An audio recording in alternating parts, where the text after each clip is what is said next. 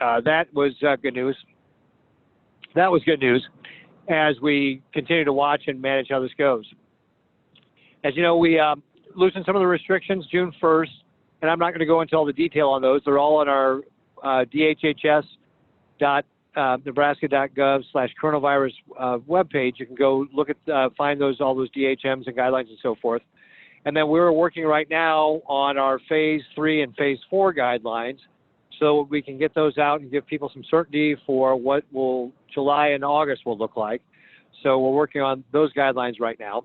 And then, of course, we continue to ramp up testing. We saw a significant amount of testing in the month of May, 76,000 total tests we did, which was more than twice as much as we had done in March and April combined. So we feel good about the expanded testing there. And of course, Test Nebraska is a big part of it. It's about 30% of the overall testing we're doing. And that is the mobile testing sites we have going up around the state. We also have robust contact tracing now between what the public health departments have and what we at the state have. We've got over 750 contact tracers on our way to get 1,000. And that will allow us to be able to find those folks that have been infected, get them to quarantine or isolate, and keep them away from the folks who haven't been infected, and again, really limit the people they've been in contact with so that we slow the spread of the virus.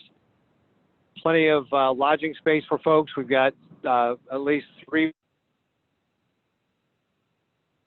in stock and on hand here in the state of Nebraska to be able to help out our institutions like our first responders, our volunteer firefighters, our long-term care facilities, and so forth.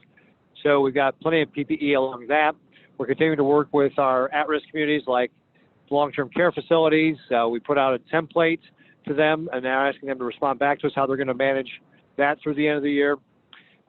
So just on a number of fronts, we are continuing. We're just in so much better shape today than we were even really a month ago with regard to all the things we need to do with regard to testing and contact tracing, PPE, lodging, addressing the communities that are at risk, and of course, we continue to put out the guidelines for how to manage this. So all that's resulted in our robust hospital capacity, and that's where we're going to continue to manage this. And really kind of where we are is this is just in a management phase now, where we just want to continue to keep the virus in check, allow people to go back to a more normal life.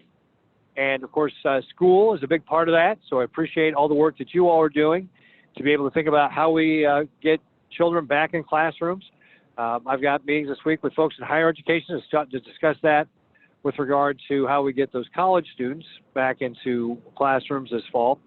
But getting children back into our classrooms in elementary and secondary schools is going to be critical. All the work you've done to this point. And with that, Commissioner, I don't know if you want to take a few questions or if you want to move on with the rest of the program. Yeah, I might just ask one. I know it's been a question that I've been asked a few times, and I know it'll be a conversation point we can have, but one of the things is kind of getting to a moment in time where maybe you and I are at least publicly saying, hey, look, it's we can move forward with opening schools. Obviously, today's a big day in that we're allowing schools to have students for summer learning. But to the extent, I think what I've heard from quite a few superintendents at some point, kind of not an all clear signal, but you know what I mean, some type of clear signal that from your leadership, my leadership, that we believe moving forward with school opening this fall is going to be a reality. And I don't know if you want to respond to that. It's more of a future conversation probably we can have, but I thought I'd share that with you as we continue. Yeah, absolutely. Well, I think it's important that we get children back in the classroom. I think it's manageable to be able to do that. It's not going to look like it did a year ago, but I'm happy to sit down, Commissioner, and talk with you about how you want to work with that, because I do think you're exactly right that it's important that we send the message from the leadership of the state that this is important and that you've got a plan for how to do it.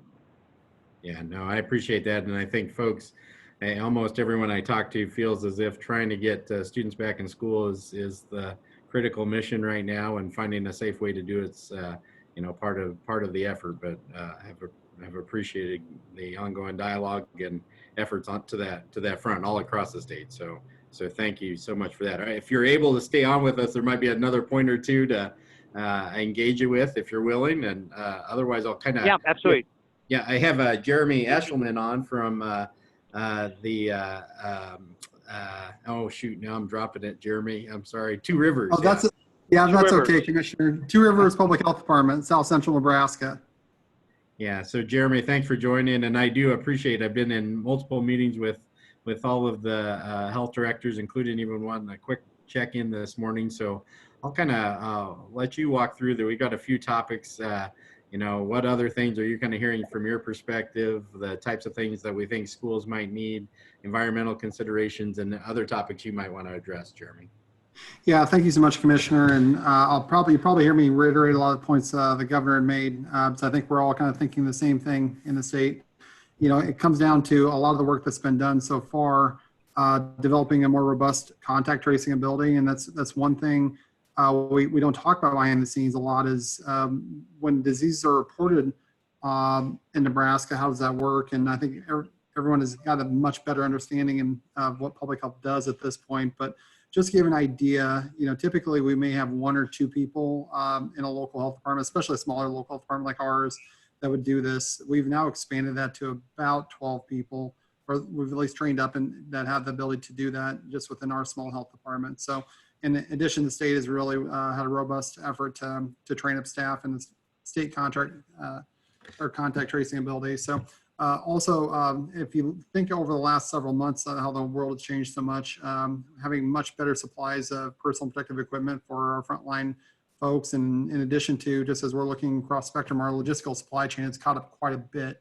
One example we don't talk about a lot, in community level meetings, but we talk in some of our hospital level meetings, is there has been an increase in equipment that can extend the shelf life of respirators that basically disinfect it. And so when we think about an N95 face mask that's used by healthcare providers, that actually extends the life 5-6 times what it typically would be used for. So that also helps us feel much more comfortable in our supply chains of where we're at too. So I know you have up there the risk dial of sorts, and I think that's one thing across Nebraska. You're really starting to see a lot of local public health departments talking about this, and that's something we're hearing from a lot of our community members. And so we partnered with Lincoln Lancaster County Health Department to really have a better understanding of. They were one of the first in Nebraska to roll this out, and we mimicked a lot of what they did. As we looked at the science behind it, it made a lot of sense. But it's really intended to provide an overall risk assessment from a community basis of what's occurring in our community. So if we're looking at, and I'm sure I'm not going to get all the metrics right, but we're looking at personal protective equipment as an example, our testing capability as an example, our hospital metrics, new cases, trends in that nature. It's really an aggregate of all of that knowledge that we have at a local public health department of what's going on and trying to convey the risk from a week to week basis. And we stood this up last week, and we're planning to move ahead with it every week. And so we'll, on a weekly basis, every Thursday mornings when we plan to, within our district, at least it's on our website, plan to just make sure it's updated, and it's the very best knowledge we have at the time based on our local intuition of what's going on. Now, it's not all quantitative. There is a judgment at the end of the day that has to be made, and for us, it's we have an internal committee of local experts that come together and make a recommendation to me as a health director of where we kind of set that dial. And at this point, we're in I see on the screen you have let's see, new normal. That's nice. I like that. New normal, low, moderate, and high. I think the terms we use are low, moderate, and what we should have a term is elevated. And pandemic, it's more of the pandemic phases. And so we're definitely in the orange right now for our district, primarily because we know we've increased our ability to do contact tracing. We're doing it all in-house right now. And so that's a good thing. We are knowledgeable about some high-risk, vulnerable populations, some of our long-term care facilities that we're just not quite there on PPE yet. And so that's a challenge for us. And that's one thing we're continuing to work with the state of Nebraska on, just making sure that they're knowledgeable about the pathway that they should be using to make sure they acquire the right PPE. And we've just had several situations over the last couple of weeks where we've had to provide some emergency supplies to them, and they're just not quite there. So, yeah, but overall, if you look at our hospital metrics, they're trending well. We're not seeing a high utilization there. We're not seeing a lot of new cases. I think right now we're we're seeing just a few on a daily basis. So it's much, much better than where we were several weeks ago. So, but otherwise, Commissioner, I'm not sure if you want me to dig into some of those questions or. Yeah, in fact, I think Craig Lofquist might join a little bit for some of it. I know we had some questions kind of back and forth from a regional perspective, and I'll let you two interact a little bit. One thing I would highlight, I did have a conversation with quite a few of the public health folks today, and one thing that we talked about that I think might be important, Jeremy, I don't know if you want to touch on it, but is kind of even more regular communication about the potential of spread and how schools might be able to help as we continue forward. But I'll kind of leave it to Craig and Jeremy here to kind of dialogue a little bit more on the other questions we might have. So. Oh, sure. Fantastic. And Dr. Craig, I'll let you go ahead if that's okay. Well, I think common sense rules apply as far as what we all know regarding the spread of the virus. And what I was going to address today was the cleaning aspect of it and where we were with ordering those products on a statewide basis and working with your ESUs. So, Jeremy, maybe I should rely on your expertise about the spread of it, and then I can talk a little bit about where we are as far as getting mass quantities of hand sanitizers, the dispensers, where we are with gloves and where the supply chains are, if you'd be comfortable with that. Yeah, fantastic. Did you want me to go and just kind of give you the rundown of where we are with the orders and what's available for cleaning? Yeah, I think that'd be fantastic if that's okay, Commissioner. Yeah, sounds good. Okay, thank you. Well, first of all, the most important thing I can share with you today is we have a guy that heads up all the ordering for Nebraska, the states, the ESUCC cooperative purchasing. And he works with numerous vendors. His name's Craig Peterson, if you don't know him. And I'll share his email address with you if you have further questions. Craig works with numerous vendors, and he gets updates very regularly on where we are with supply chains and what's available. So the number one thing that I think people need is the hand sanitizer. And I know that the vast majority of you already know this. What is available, the UNL and the ethanol board have an agreement where they're creating mass quantities of this. And I know that ESU 3 is going to have their first pallet, which is 165 gallons of this product, delivered on Wednesday. So the ESUs have asked to get orders from schools using a formula of 8 to 10 people. That includes teachers and students, 8 to 10 for each gallon of hand sanitizer, and get your orders in. So I think the vast majority of schools already did that. But if you didn't, for some reason, there will be another round, I learned today, of being able to get that hand sanitizer. That opens up another issue, which is the dispensers for the hand sanitizers. The wall mounts that you mount on a wall so you can go over and get the sanitizer, there's a 2 to 3 week back order on that.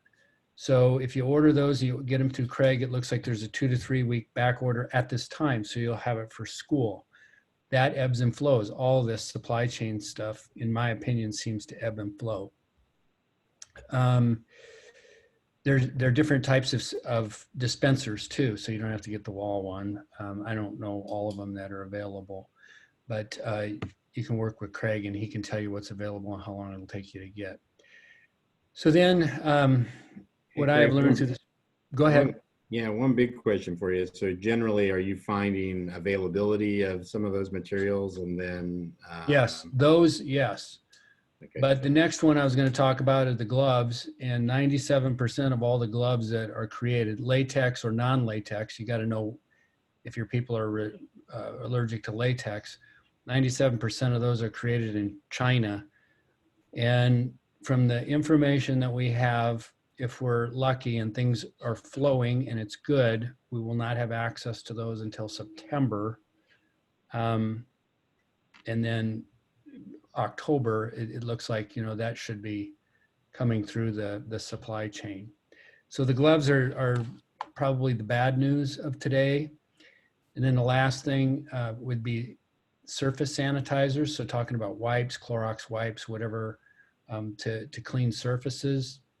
Those are available, but they ebb and flow. Again, Craig works with numerous vendors and he can keep you up to date. And then the last thing is you can purchase UV lights. And I don't know, it depends on where your school is or how it would work and how you'd set it up, but that also kills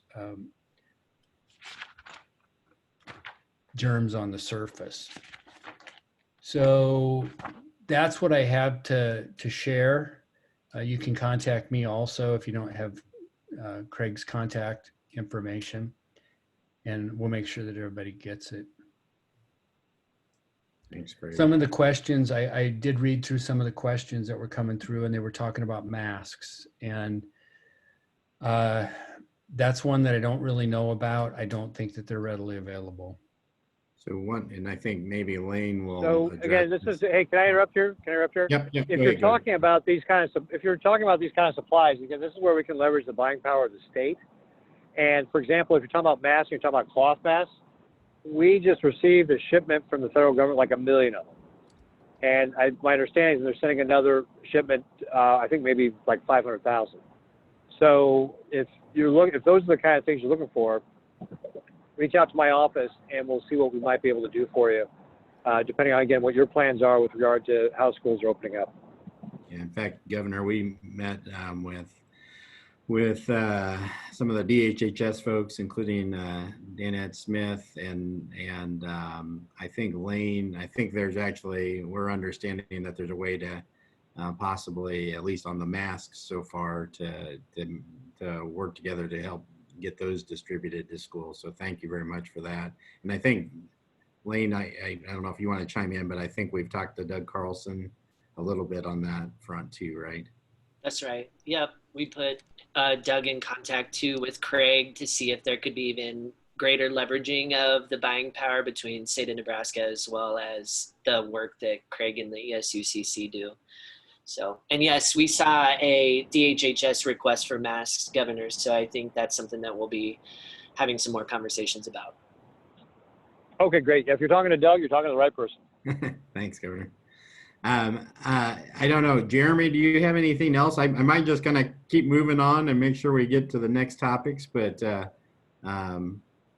appreciate the efforts. Jeremy, any last kind of thoughts? Thank you, Commissioner. I think a lot of the other questions as far as face covering types, classroom sizes, cohorts, and different things like that are probably to be determined a little bit. I mean, there's a lot of unknown that we don't really know at this point. I can tell you some of the most promising data we've seen, and this just reiterates the point that a lot of our 18 and younger population isn't impacted real extensively with the spread of this. It's just more of they tend to be carriers in some ways. And I know within our own district of Two Rivers, our own data suggests that 25% of that population can be asymptomatic and still potentially spread the virus. So that does fall back on what we initially had thought about this type of disease. But otherwise, a lot of good common sense. If our student population is sick, they should stay home. If they should wash their hands vigorously, hand sanitizer, things of that nature. Just goes so far in situations like this. So. Hey, one thing before the governor, I know I'll probably have to leave pretty soon, but kind of among the things that I think folks want to be able to hear is that, hey, look, you're going to be able to make local decisions based on all this additional information. And we're trying to provide all this different guidance, but we really do think there's probably some key points around masks and obviously all the supplies that Craig is talking about and Jeremy's talking about for those supplies are going to be critical to keep the safest environment possible and keep the spread down. And it is a frustrating thing in the sense that partly what we're trying to do is slow the spread, not just keep people from getting the virus, right? So it's those combined efforts that are critical. So thanks for everyone's efforts on that front. So I'm going to go ahead and go to the next slide. I forget which order I have it. Okay, I have it with Launch Nebraska, and so I think I'm going to talk about leadership and planning efforts first, and I think Dr. Scrett is going to join from ESU 6, and maybe Craig actually can too, if he's willing. But obviously, I know, John, you've been Hey, involved. hey, Yep. hey, Matt, this is the governor again. So just so you know, I'm going to have to jump off here in a couple of minutes. So I'll just hang up, but I just want to give you that heads up. Thanks. Yeah, no, thanks a lot, Governor. Thanks for joining for us. So John, as far as I know, you've been involved with ESUs, probably with other administrative groups, certainly on my advisory group, and also with NERCSA. And I just thought it might be good to kind of have you give the broad spectrum of kind of those efforts underway from your perspective, and hopefully that's, continuing that dialogue on what's most useful to kind of keep those various conversations moving forward. Sure thing, Commish. Thanks for the opportunity to share some comments from the ESU 6 region. So we're headquartered in Milford, serve 16 public school districts within this region, east from Waverly, west to Heartland, Henderson Bradshaw area. So I would just offer a few words in terms of some of the considerations around contingency planning and parent engagement right now. Regarding reopening generally, in the fall, I was on a call earlier today with Mark Lenahan, the Wayne superintendent, who many of you know, and he made the very accurate observation that teachers and administrators have already had a lot on their plate, and there's going to be more that's expected of all of us with the return to school, and we are ready to embrace that. Many of our schools are involved in concurrent conversations around reopening. I see, a lot of the same folks on a lot of these Zoom meetings engaged in really meaningful conversations. These are planning groups, planning committees, planning initiatives. What comes to mind is Dwight Eisenhower's statement that plans are worthless, but planning is everything. And the planning process is really important in terms of identifying key criteria and trying to get some level of consistency. Some of the things I've seen with the NERCSA initiative I've been involved with that's being spearheaded by Jack Moll's tremendous, ambitious effort includes something around 160 of our Nebraska superintendents who are saying, look, let's deal with reasonable precautions for student and staff health and safety while making sure that school is logically feasible, meaning not putting unnecessary constraints on operations, but making sure that we are allowing schools to proceed, having shown sufficient prior planning. And a piece of that is stakeholder engagement. It's making sure that all the voices that need to be at the table are in fact a part of the conversation. The reality is that there's a lot of trust at the local level, and citizens feel connected with and value the decision-making authority and perspective of their local officials.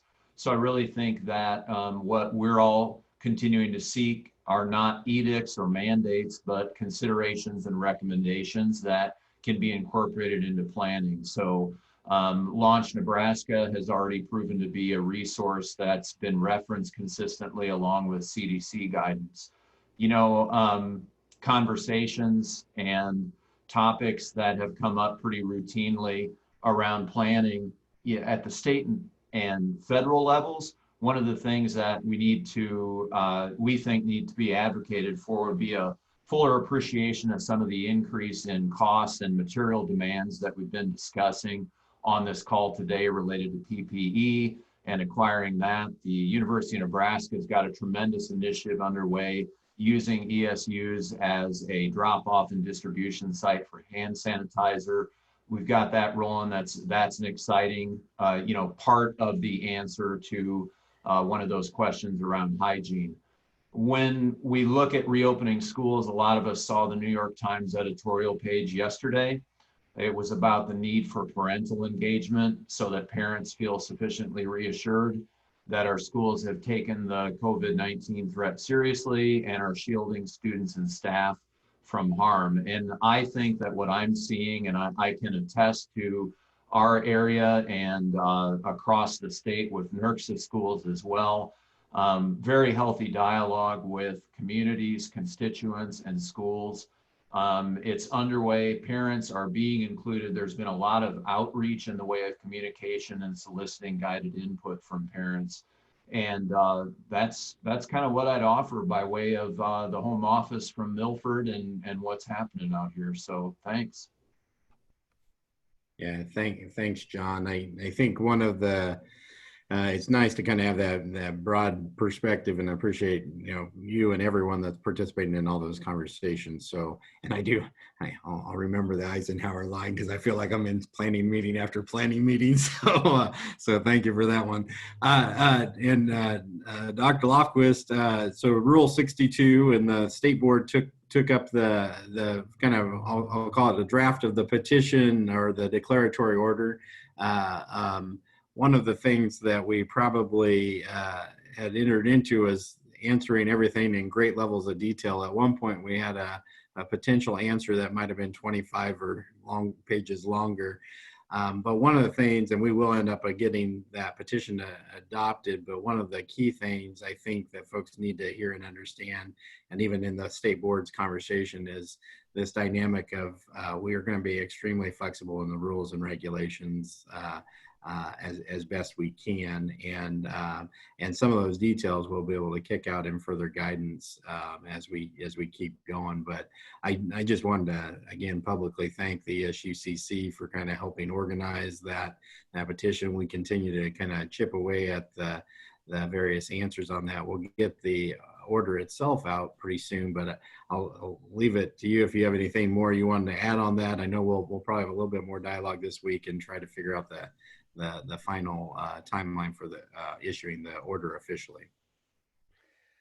Dr. Bloomstead, I would just say I was able to attend the meeting, and I really appreciated that Robin Stevens, went out of his way to talk about the flexibility. I think there were 11 items in there that were addressed specifically, and the board is aware of the needs of the school districts.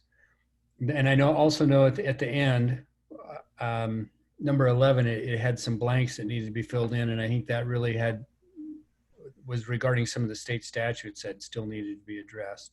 Is that accurate? Yeah, there's probably a few things like state statutes that we will actually have to organize to ask either for changes but that none of those state statutes will have a negative impact on accreditation is, I guess, one thing we're trying to highlight. So, thank you. Yep. Well, I appreciate that. We'll kind of keep that rolling. And again, just really very much thank you for the efforts and thank everyone that's been involved in that. So I'm going to move, I think, to Lane. I mean, today's our official first day of summer learning guidance. So, and again, this is a learning process for everyone. I mean, I've tried to make that clear that this is truly guidance driven, and we're trying to learn and understand all those different local conditions. So Lane, thanks for joining. Yeah, you bet. And thanks for the pre-conversation here that I think is absolutely relevant. So I think Jeremy teed us up really well with the conversation about how the local context really is critical for understanding the procedures and the protocols that need to be put in place. We have 244 districts that are in 244 different contexts, and we know that the guidance that we have on Launch Nebraska is really a baseline, right? And that we're going to have to allow for school flexibility, as well as understand that there are different levels of risk across the state. So my ask would be first to keep the questions coming. We appreciate you asking us questions, pushing our thinking, pushing and creating some nuance and questions specifically, but also keep working with your local public health districts to share your plan using the summer guidance that we have as a baseline for that. We also know that this is really focused, what you see on our Launch Nebraska website is really focused on summer school right now. So we are in the midst of really digging into those risk levels. We're looking at a couple of things. We're looking at, I saw there was a question in our chat about, is it 4 levels of risk, 3 levels of risk? We're using CDC's 3 levels, and then we're using Lincoln Lancaster County as well as kind of a model. So we haven't necessarily set down on one of those specific models, but we know that we're going to have these different risk levels. And then along those risk levels, there will be different protocols that have to be put in place to ensure that our students are safe. So we'll have some schools that will have very little spread, very increased or high hospital capacity, and maybe on the lower end of that dial, and can return to somewhat of normal, that new normal that was indicated on one of the dials that we saw. And then we're going to have schools that are all along that spectrum, and all along that spectrum is going to require different dialing up or dialing back of the protocols. So we're working really hard with an outside consultant, as well as having kind of a first draft of what those protocols look like right now as we speak. We have some local public health folks that are looking at that, our DHHS colleagues, as well as UNMC. And we're really trying to push those, again, knowing that we want to be right and not quick with that. So we hope to have several of those questions. So when we see questions like, will masks be required? We know that hopefully those will be answered by understanding where you are along that risk analysis.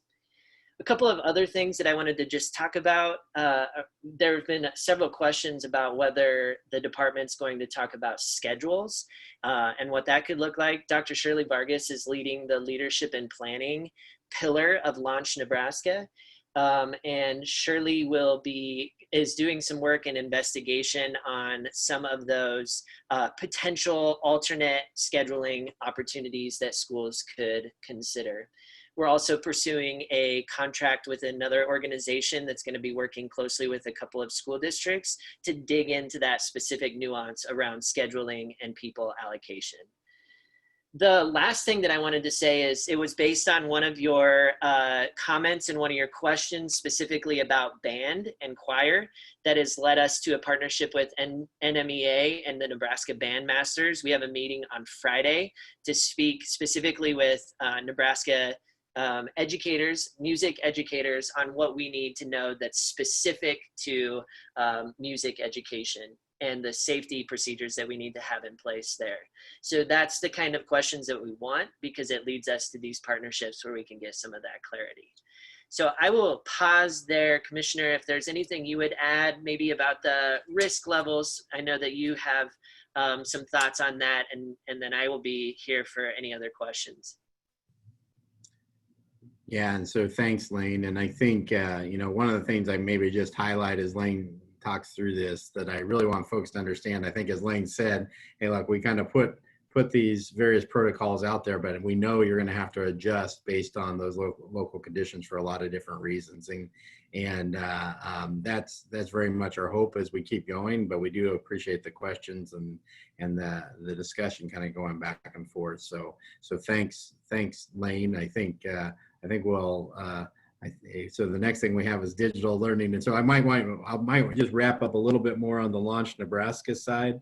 One of the things, and I don't know if Jeremy wants to add any more, but again, this is I probably cannot overemphasize the importance of those ongoing dialogues with local health officials as we establish the kind of the protocols for risk. I know we had one question in there saying, kind of a preference for 3 instead of 4. The reality is what's most important, I think, is kind of knowing what to do if those risk levels get very high, and what local public health folks would want us to be doing as within education as a result of that. And again, just beginning to know and understand some of the protocols once you might have a positive case inside the school, and how to handle those types of things are things that we're continuing to work on. So we do very much appreciate all of that.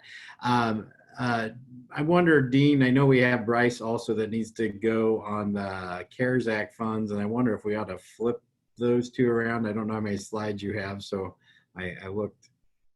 Oh, maybe we have, well, I don't know which way it's going, so. I edit on the fly here, so a little bit, so. Perfect.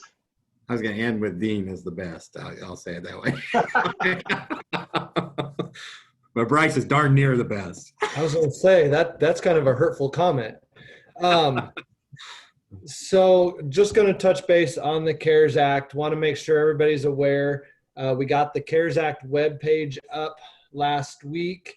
That's going to be a great source of information for a lot of the questions that I'm receiving right now, specifically around the allocations amounts for the public districts, but also The non-public portion for the equitable service is available on that website as well.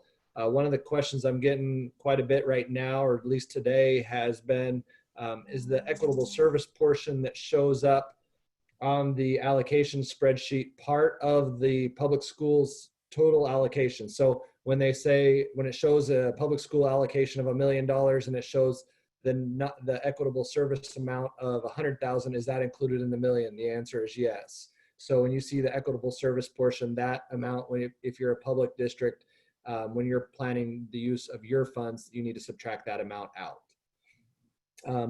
So the equitable service amounts are identified there. Those are, I should say, the potential equitable service amounts. You need to work with the non-publics in your district to determine if they're going to take the allocation. There's a form available. We have one of the sections in there is equity for non-public schools. The consultation form has been released there that you can use with the non-public schools. You will need to have another consultation with the non-public schools, even if you've already had your Title I consultation. Since this is a different source of funding and can be used for different purposes, those consultations will need to happen again.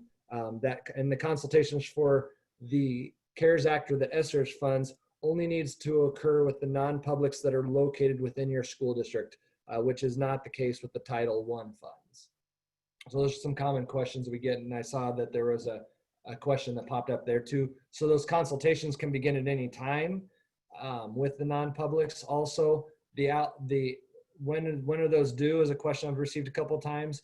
Really, when you submit your application for the LEA funds or for the CARES Act funds, that will need to be done by that time, because you're going to have to put your budget in that application. And to be able to complete your budget, you're going to need to know how the non-publics are wanting to use their portion of the equitable service funds. So another question that keeps kind of coming up is just make sure that you understand the funds will stay with the public school district and will be used to purchase either supplies or provide services for those non-public schools. That can include consumables, things like hand sanitizers, masks, or anything like that that the non-publics are needing, but the public school district will have to be the one to purchase those things. If they're more items like computers or laptops for remote access, the public district will have to retain ownership of those, and eventually will have to get back the computer. So there's also some FAQ documents there. The allowable fund codes are up on that website as well. So those are kind of the main questions that we're getting with the CARES Act funds. There's some specific questions that have popped up, things like para salaries. So if we continue to pay our paras after the COVID shutdown, can those be used for the reimbursement with the ESSERS funds? The answer would be yes. If your school is shut down, that would be a qualifying COVID expense. Also, right along with that, contractors, if you paid busing contractors or vendors for your school food nutrition program, all acceptable uses for the CARES Act. It's fairly broad, and the FAQs address as well what programs and what uses can be used there. But if you do have questions on that, feel free to send me an email or give me a call, and I'd be glad to answer those specific questions. And then the other question we're getting quite often is, when do we actually need to spend the money? I'm going to start out by saying we're encouraging you to spend it and use the money up quickly. You can go all the way back to March 13th for costs that you incurred already that are COVID related for any of the acceptable uses. We'd recommend you do one single reimbursement request and get the money reimbursed and done with. But also, as you're planning for the upcoming school year and whatever the unique scenario may be for your school district, those funds could be a great source for you to use for that purpose as well. And so we're hoping most school districts have made their request for reimbursement by early fall, but in reality, you'll have all the way through May to make your application for the funds. They have to be within a year of when the department was given the funds. They have to be allocated out to the school districts and then spent or obligated by September 30th, 2022. So you'll have a full 2 years to actually obligate the funds, but we're suggesting or recommending that you do it sooner as opposed to later with those funds. So the application itself is not available yet, but we are aiming to try and make that application available by the end of June. So it will be in the grants management system or GMS when it's available, but it's not quite out there yet. Thanks, Bryce. And one thing I might add, obviously, as we're going to going through this whole thing, obviously Bryce and his team and Jen Udemark and others have done remarkable work. Our federal programs team's done remarkable work. So thanks for all the efforts in the midst of this. Appreciate it very much. So. Yeah, and I did forget, and I see you're bringing the slide up there now. The Governor Emergency Education Relief Fund, I was going to mention that as well. So the governor has decided to use his portion of the GEAR funds, which is a little over $16 million, to address technical capacity and access for remote learning, looking at devices potentially and other avenues for providing broadband, but basically for the publics, for the non-publics, for homeschool students, really just trying to address the need in certain areas where students don't have the ability to have the technology for remote learning at home. So it's working with the governor's office on those funds to kind of finalize a plan and put that in place. And as we get more information and find more of that, we'll make more information available there for you as well. Yeah, thanks, Bryce. And that's a good transition to Dean's efforts. Obviously, we're trying to look at best approaches to kind of addressing scalable technology and access pieces. So Dean, I'll turn it on over to you. So. Excellent. So it is a great segue, Bryce, because that ultimately was one of the key pieces that I wanted to tie into the conversations that we've already had thus far with regard to the CARES Act pieces. If we can flip to the next slide. So tying that, ultimately the priorities that the governor announced, and those were on the previous screen, he announced last week for the uses of the GEARS Fund. We also, Shirley had reported a couple of weeks ago the results of the survey that was conducted around the uses of the CARES Act pieces. And these were the 5 top priorities that were resounding pieces of the puzzle. And the number 1 was the technology infrastructure piece. Number 2, which has some connections to the technology pieces, are helping to support interruptions during the fall. And then the 4th one around the professional learning and some of the key pieces that are associated with remote learning are all tied into this. And then ultimately elements of delivering from the telehealth perspective as well. So there's all of these priorities have some elements of connections to the technology. And so on the next slide, we have and you may have seen this from a couple of weeks ago as well, it is our hierarchy of digital learning needs. And it was an effort to try to put and organize the key pieces, all of the pieces that need to interact and connect together. And so what I'd like to do in the next few minutes is share with you a bit of the evolution and decision-making that has been moving forward around projects and activities, possible projects and options to help support from a statewide level the supports that are tied to local school districts. And so a group of educators, ESU folks, the Office of the CIO, people at the agency have all been sort of working together. And on the next page is the sort of principles, if you will, that have been driving a lot of the conversations and planning and thinking and resource identification. The key one is about the closing the digital access, the equity gap associated with this work. We wanted to ensure that both public and non-public school needs were considered, and ultimately, as a part of this, determining the highest impact of use of these one-time resources. It's really about helping to address the issues right now and those that don't have access. And so that's the key part of this work, but also at the same time thinking through the accessibility issues as well as the sustainability wrapped all around with privacy and security. And as I mentioned, there's critical engagement, and we see that continuing to grow and expand as we continue to focus on what are the primary needs of the local level. So on the infrastructure level, we estimate on the next slide that approximately 40,000 students in Nebraska are without broadband access at home.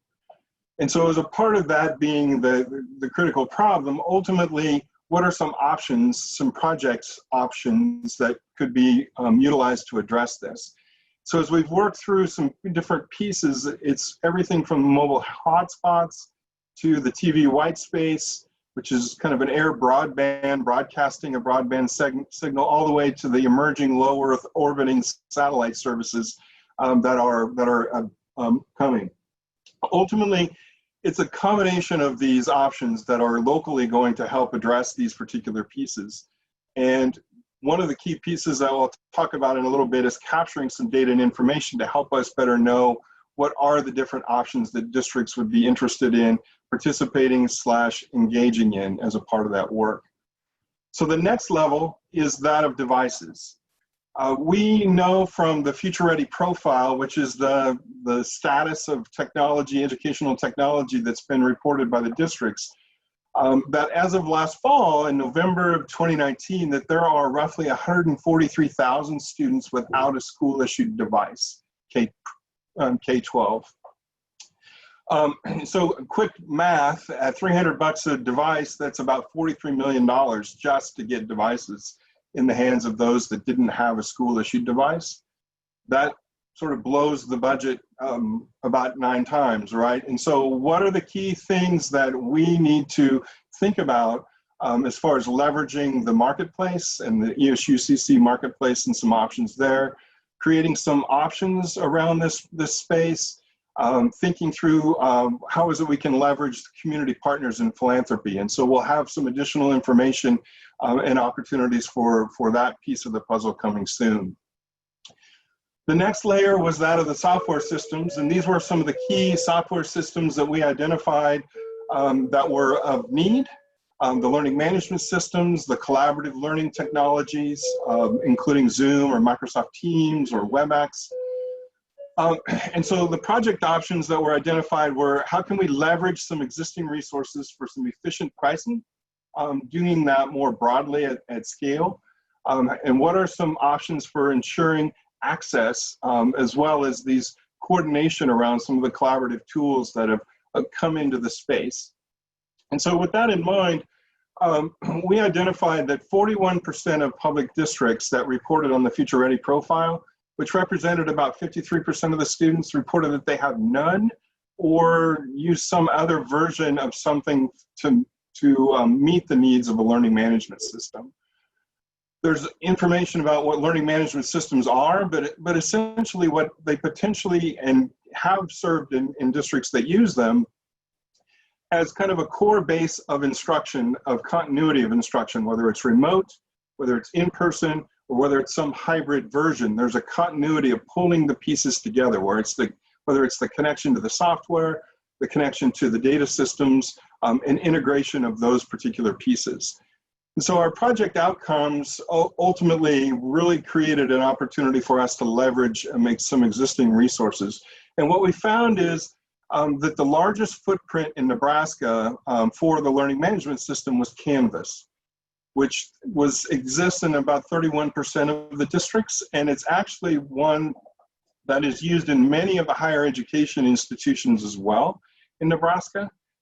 And so working with ESU2, we were able to create an opportunity to provide access to statewide pricing that would be at $3 a student. That's under the typically between $6 and $15 a student rate that most districts were paying for if they were going on their own, in addition to being able to cover one-time costs of implementation, which typically ranged between $4,500 to $6,000 a district. So the reason I mentioned this one more specifically than some of the others is this one has a time-sensitive decision-making period to it. because districts and schools, non-publics that are interested in participating and engaging in this option for a fall implementation would need to sign up by June 19th of 2020 in order to sort of assure some elements of fall implementation. And so there's more information available on the Launch Nebraska site about how to sign up for this and how to engage in this particular piece of the puzzle. The last couple of layers from an update perspective, most commonly used instructional materials in Nebraska are not designed for digital delivery. And Dr. Epler will be clear to share with you that some of the key work that's going on in coordinating and investigating options for digital content and collaborating among the entities to help us achieve this work is ongoing and will continue throughout the summer. And then the final area is in the area of professional development, which is the next slide. And ultimately, the key part of this is to how do we best leverage the district and ESU professional learning that's already happening and create the statewide online learning professional library that's a part of this work. Ultimately, the key piece that we realized in coming up with all of this is that while we've been able to come up with some potential projects and opportunities, we still are in need of additional key information and details and deeper engagement of district and non-public schools. And so what we have established is by the end of this week, we'll have out a kind of a template for what we're characterizing as the digital learning profile and plan. This digital learning profile and plan is really just a mini opportunity for us to capture in the 5 tiers of the hierarchy, where are you as a district or a school, in what are your specific needs and opportunities that we can then leverage and more collectively help make decisions and prioritizations as we move forward. So the last thing basically is there's 2 takeaways or 2 action steps. The first one is if you're interested in taking advantage of the statewide pricing option and working with ESU 2 and the collaborations as a part of that, sign up by June 19th. And then by the end of this week, we'll have information out about the digital learning profile and plan that we're targeting a July 1 timeframe for us to capture and get all of those information pieces to help move these other parts of the puzzle forward. So I'll stop there. And as always, if there are questions, shoot them our way. We're happy to figure out an answer if we don't have one already. Well, good job, Dean. That's a lot of material at a short time, so you did great, and appreciate that. One of the things I just want to highlight for folks as we kind of wrap up, we're trying to juggle a little bit of what seems to be best, and we're thinking of moving to an every other week type of approach on Mondays with getting you some other information out kind of on a once a week basis. And so that's kind of one thing I wanted to share with you. We'll also continue some other dialogues. And so I know we're kind of moving from the response in the spring to obviously the planning. I think I saw a question about how soon will fall things be out there. And I think what folks want to really be able to know is that it's really our intention that we're planning, and as a default planning, that we have students in schools this fall, right? There's a lot of other conditions, but I think that needs to be the main point and the main understanding of the work that we have ahead. And lastly, I just so you know, it can probably come out in some type of communication that we have, but I am testifying in front of the Senate Help Committee. So Health, Education, Labor, and Pension was invited by Senator Alexander to testify on efforts that are taking place across the country on reopening. So I think that's on Wednesday morning. I'm sure we'll send something out through media release or otherwise. So you can see that either we're ahead or behind the rest of the country as we try to do this, particularly planning. I'm not sure which, but hopefully our work is really a model for the nation. So thanks for what you're doing. Thanks for all the partnerships and all the conversations. It's rough, but we all want the same thing, and that's to open schools as safely as possible. So thanks, everyone. Thanks again, Jeremy, and all of our local public health folks. Thanks to the panelists, John and Craig and our staff, Bryce and Dean and Lane and I got to thank Zaina Brita, who helps in the background. She's able to stay off screen somehow, but she's helping make sure that we're really building a great plan. So thanks, everyone. Take care.